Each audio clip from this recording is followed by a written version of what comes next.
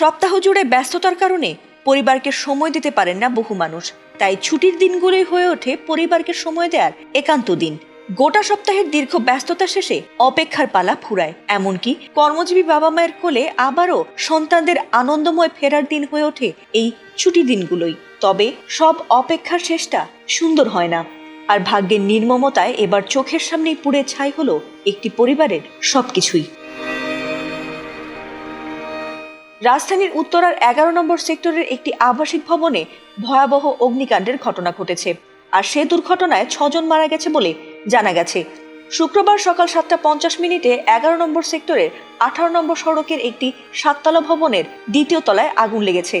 Uttara fire স্টেশনের 2টি ইউনিটের প্রায় 2 ঘন্টার চেষ্টায় আগুন নিয়ন্ত্রণে এসেছে বলে জানা গেছে।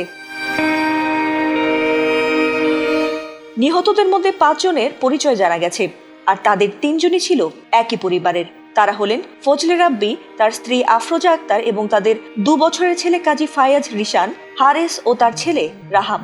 ফায়ার সার্ভিসের কর্মীরা ওই ভবন থেকে মোট 13 জনকে উদ্ধার করে উত্তরার কুয়েত বাংলাদেশ মৈত্রী সরকারি হাসপাতালে নিয়ে গেলে কর্তব্যরত চিকিৎসক 3 জনকে মৃত ঘোষণা করেছেন।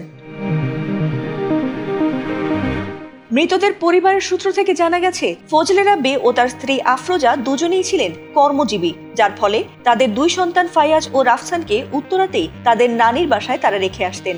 তবে শুক্রবার ছুটির দিন হওয়ায় গত রাতেই ছোট ছেলেকে নানির বাসা থেকে নিয়ে আসা হয়েছিল একসঙ্গে পারিবারিক সময় কাটানোর জন্য। তবে সকালের শুরুতেই ওই বাসায় আগুনের সংবাদ পান স্বজনরা। পরে হাসপাতালে তাদের মৃত্যুর খবর জানতে পারেন বলে জানিয়েছেন তারা। এদিকে চিকিৎসকরা জানিয়েছেন যে তাদের শরীরে পোড়া কোনো ক্ষত পাওয়া যায়নি এবং তাতে ধারণা করা হয়েছে যে ধোঁয়ায় অসুস্থ হয়ে তারা মারা গেছেন।